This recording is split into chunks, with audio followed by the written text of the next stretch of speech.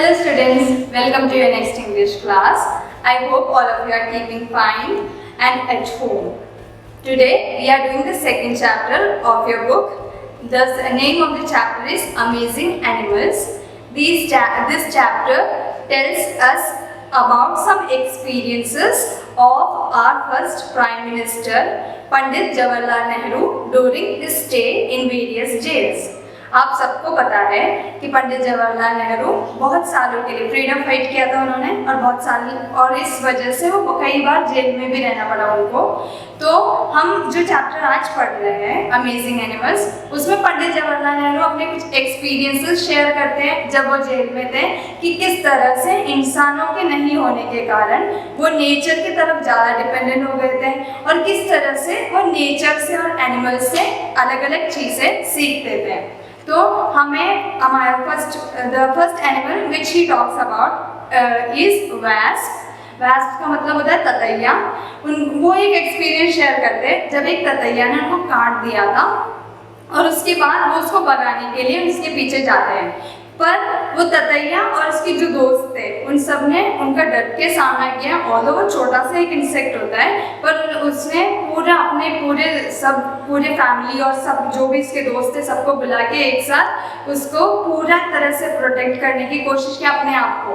फिर बाद में जो पंडित जवाहरलाल नेहरू ने देखा कि इतना ज़्यादा क्यों अपने आप को प्रोटेक्ट करने की कोशिश कर रहा है, तो उनको पता चला कि वो अपने आप को नहीं प्रोटेक्ट कर रहा था। उनके सेल के ऊपर की तरफ एक छोटा सा नेस्ट था ततैया का, जिसके अंदर शायद तक उसके बच्चे या फिर उसके अंडे हो सकते थे।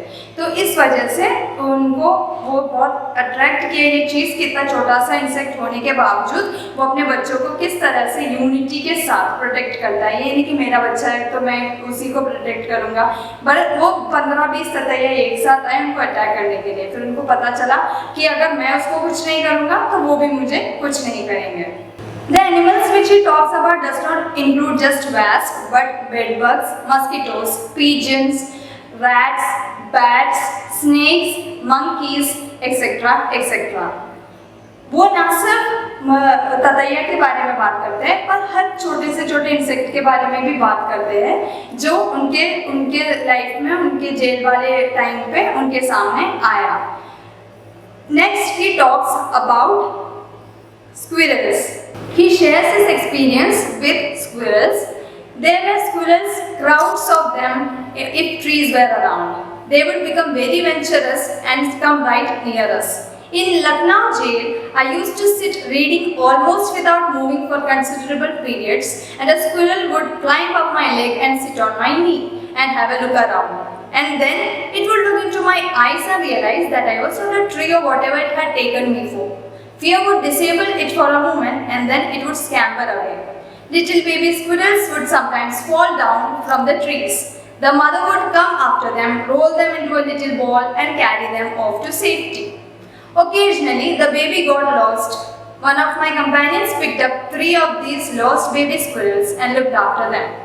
They were so tiny that it was a problem feeding them. The problem was, however, solved rather ingeniously. A fountain pen filler with a little cotton wool attached to it made an efficient feeding bottle. Next जो वो बात करते हैं वो गिलहरी के बच्चों के बारे में बात करते हैं। लखनऊ जेल में जब होते तो उनके पास बहुत सारे गिलहरी के बच्चों के साथ कुछ अच्छे एक्सपीरियंस थे। गिलहरी के बच्चे उसके नेस्ट से गिर जाते थे और फिर वो उनके पास आके रहने लग जाते थे। कभी वापस नहीं जा पाते थे या फिर खो जाते थे, तो उनके जो फ्रेंड्स थे और वो खुद थे वो उसको फीड करते थे। कैसे फीड करते थे? जो पेन का फिलर होता था उसके आगे वो एक छोटी सी रुई का लोई बना देते थे और उसको दूध में डिप करके उनको पालने लग जाते थे। कभी कभी तो वो बिना हिले डुले जब बुक्स पढ़ रहे होते थे तो गिलहरी के बच्चे उनके गोदी में चढ़ के उनके घुटनों तक आ जाते थे।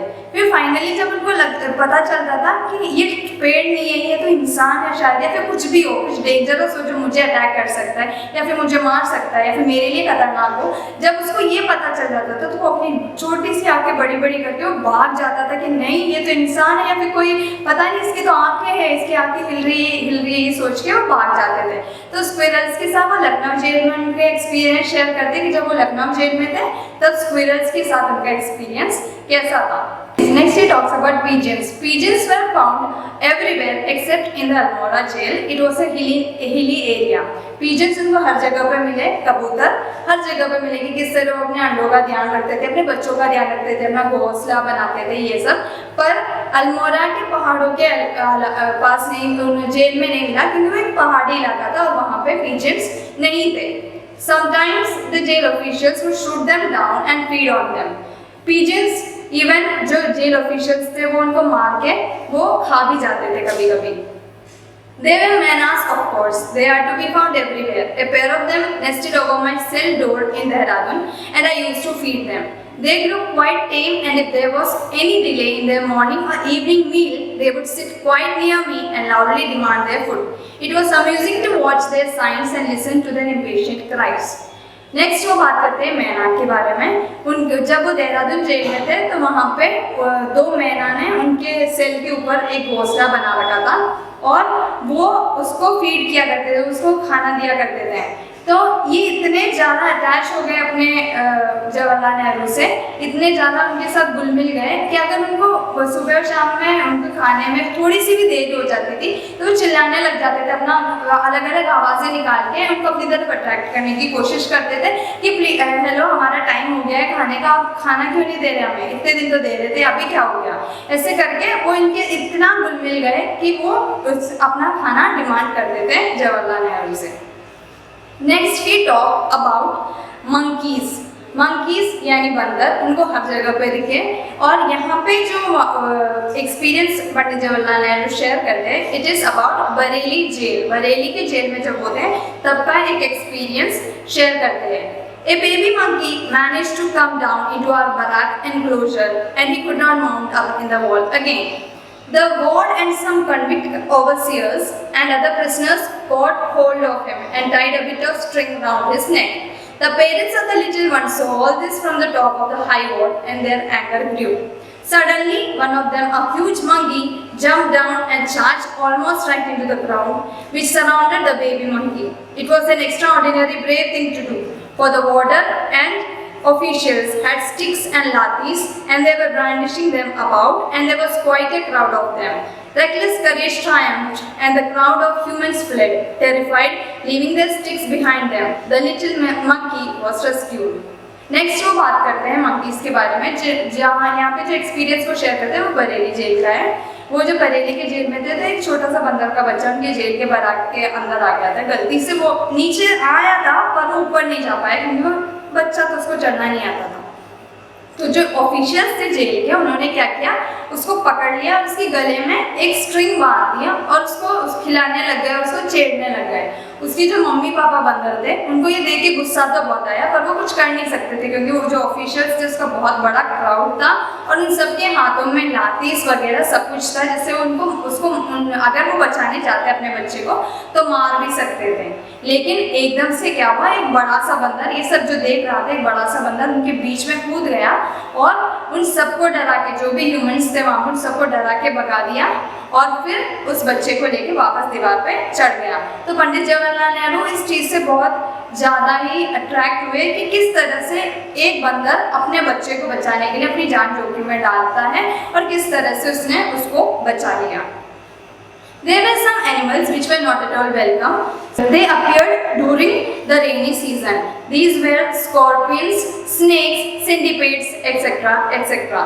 कुछ ऐसे भी जानवर होते थे जिनको बिल्कुल भी स्वागत नहीं किया जाता था, जिनको बिल्कुल भी वेलकम नहीं था कि आप हमारे यहाँ पे आए, हमारे साथ रहे, क्योंकि वो सांप, बिच्छू और ऐसे एनिमल्स थे जो डेंजरस होता था। और ये कब आते थे, जब बारिश होती थी और इनके घरों में पानी घुस जाया करता था। He shares an experience with centipede once. During a rainy season, he was in his cell and he felt something crawling on his leg.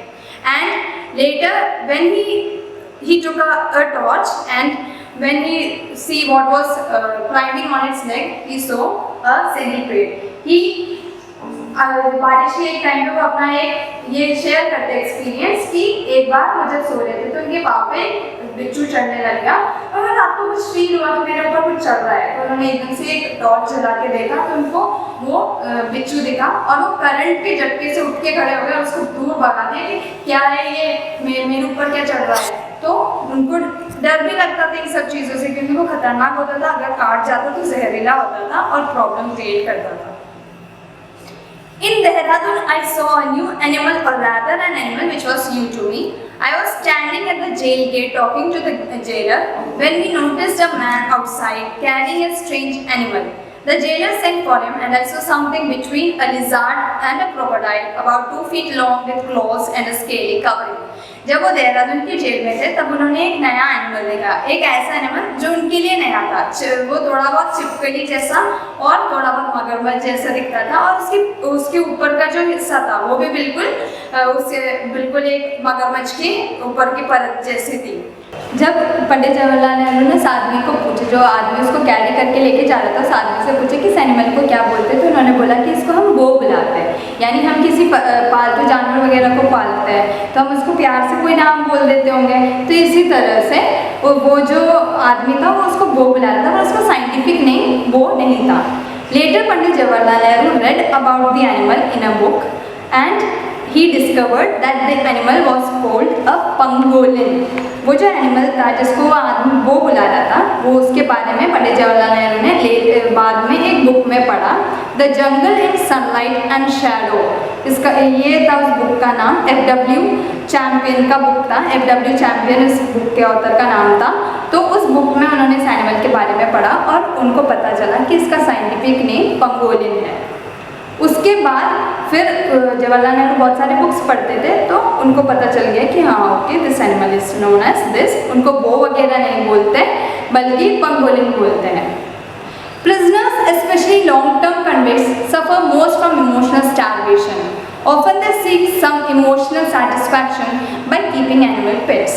आप लोगों को पता होना चाहिए कि जेल में जो लाइफ होती है वो बहुत ज़्यादा डिप्रेसिंग होती है और बहुत सारे जेलर्स जो वहाँ पे जो होता है, जो सज़ा काट रहे होते हैं, उनको बहुत ज़्यादा इमोशनल सपोर्ट की ज़रूरत होती है। तो इसलिए वो क्या करते थे, अपने लिए छोटे छोटे पेट्स रखते थे। ज़्यादातर ये पेट्स बिल्लियाँ होती थी, रैट्स होते थे और स्क्विरल्स के बच्चे होते थे, गिलहरी के बच्चे सब होते थे। तो वो अब बताते हैं कि किस तरह से अपने अकेलेपन में वो जानवरों का सहारा लेते थे उसको दूर करने के लिए। The next animal that he talks about is dog and how he got experience with dogs. Although dogs are not allowed, I got tied up with some dogs accidentally in Dehradun. A jail official had brought a bitch. He was however transferred and he deserted her. First experience उनको एक dog के साथ कैसे होता है कि उनके जो जेल ऑफिसर था वो एक डॉग को लेकर आए थे, वो एक कुत्ती लेकर आए थे, पर जब उनका ट्रांसफ़र हुआ तो वो लेके नहीं गए उस कुत्ती को और फिर उनके ट्रांसफ़र होने के बाद कोई भी नहीं तो उसका ध्यान रखने के लिए वो इधर उधर भटकती रहती थी। तो पंडित जवाहरलाल नेहरू को ये बहुत बुरा लगा और फिर उन्होंने उसको खाना खिलाना स्टार्ट कर दिया। Later the bitch gave birth to many pups and he used to take care of them very nicely. बाद में क्या हुआ कि उस कुत्ते के 2-3 छोटे छोटे पपीज़ हुए और उनका भी ध्यान जवाहरलाल नेहरू बहुत अच्छे से रखने लगे। ये पूरे एनिमल्स के बारे में अपन को बताते हैं। सबसे लास्ट में पैराग्राफ में वो ऐसे कहते हैं, I came in contact with animals far more in prison than I had done outside. I had always been fond of dogs and had kept some, but I could never look after them properly as other mates claimed my attention. In prison, I was grateful for their company. Last में जो paragraph है उसमें हमें बताते हैं पंडित जवाहरलाल नेहरू कि उनको उनके रियल लाइफ में बहुत सारे काम करने थे। जब वो बाहर थे तो बहुत सारा काम करना होता था और बहुत सारी चीज़ें उनका अटेंशन चाहिए होता था, उनका अटेंशन चाहिए होता था बहुत सारी अलग चीज़ों को। पर जब वो जेल में थे तो यही एनिमल्स थे जिन्होंने उनका साथ दिया। जब उनके खुद के फ्रेंड्स उनका साथ नहीं दे सकते थे तब यही एनिमल्स थे जिन्होंने उनको डिप्रेशन से बचाया, जिन्होंने अलग अलग एक्सपीरियंस द्वारा बताया कि किस तरह से एनिमल्स में भी एक दूसरे के लिए प्यार है, कैसे एकता से रहते हैं वो लोग, कैसे एक दूसरे को प्रोटेक्ट करते हैं, चाहे छोटा सा हो या फिर बड़ा सा कोई भी एनिमल हो, अपने आप को कैसे दूसरे जो अपने उनका जो खतरा होता है उससे कैसे अपने आप को बचा के रखता है, ये सब। I hope you all have understood this chapter. Please read it nicely, try to do the question answers, the MCQs and all. Keep well, stay at home, be safe. Thank you.